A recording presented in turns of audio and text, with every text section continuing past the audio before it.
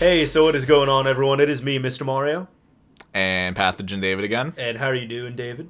I'm doing pretty good. Awesome. Now, we just came hot off the tracks of recording a over hour-long commentary about video games and consoles and all that stuff, but My lungs burn. Oh.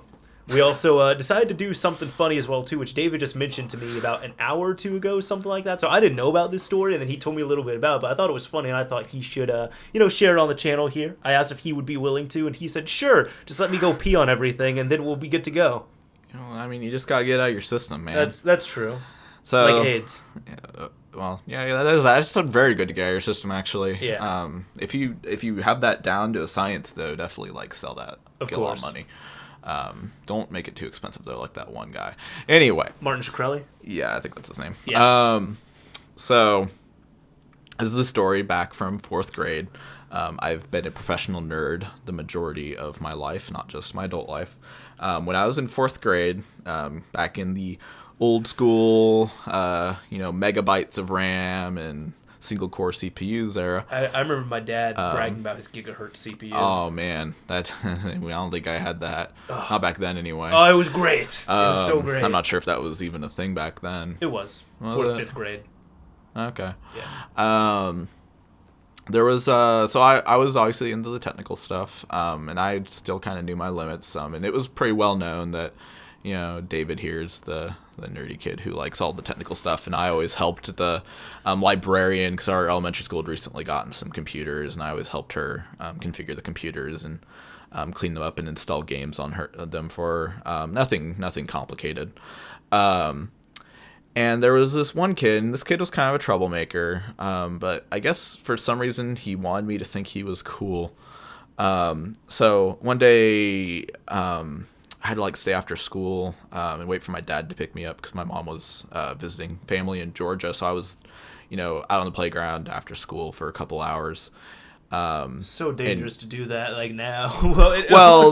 There was supervision. I know, but now they're just like, oh my god, that's horrible. You can't do that to your kids. Yeah, that's true. I guess it's like that's back then. It's like or whatever. Wow, in the 90s, early 2000s, that wasn't a big deal. Yeah. But anyway, so this kid was talking to me, and because he always stayed after school.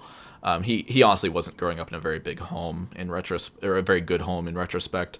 But we were talking about computers, and I was talking. Oh, what was it, Game Maker? I don't remember what. I don't really remember what you were talking about in general. But the one thing I do remember from the conversation is he was saying the other day I think it was his brother's computer got a virus on it. And this was when viruses were mostly like little prank programs. They weren't really nearly as nefarious as they are now. I honestly can't speak to the commonality. I didn't even have internet on my computer until I turned 11. But regardless, he got a virus on his computer, and I was like, "Oh, wow, that really sucks." What do you do? And he was like, "Oh, it's okay. I got rid of it." I was like, "Oh, how do you get rid of it?" Well, you see, the virus installed Doom on my computer. I was like, Doom? He's like, yeah, the video game. I was like, oh, that's kind of cool. Why would the virus do that? And he was like, oh, well, see, in order to remove the virus, I had to play through a game of Doom. I was like, the entire thing? He's like, yeah. Well, I think it was a little bit less than the entire game, but yeah, I had to play through most of it.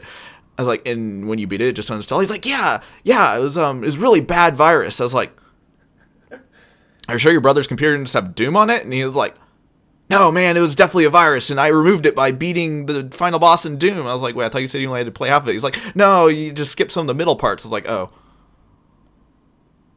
Oh, well, I think my dad's here now. I have to go. Bye.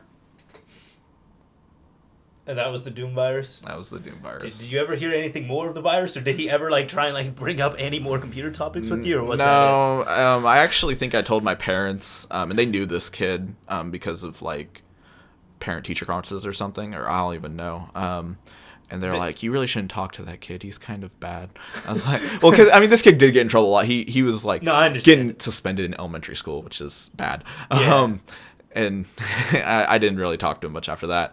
I don't remember how old I was in 4th grade, but even then I knew he was completely full of crap. Mm-hmm. It's ridiculous. I understand. Yeah, well, hey, David, thank you very much for sharing that riveting story of the Doom virus. The Doom virus. The Doom virus. How do you fix it? You have to play an entire game of Doom. Yeah.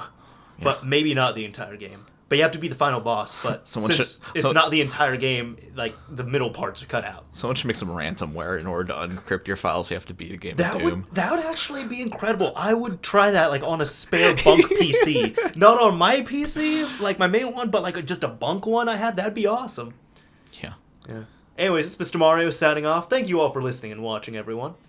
See you guys.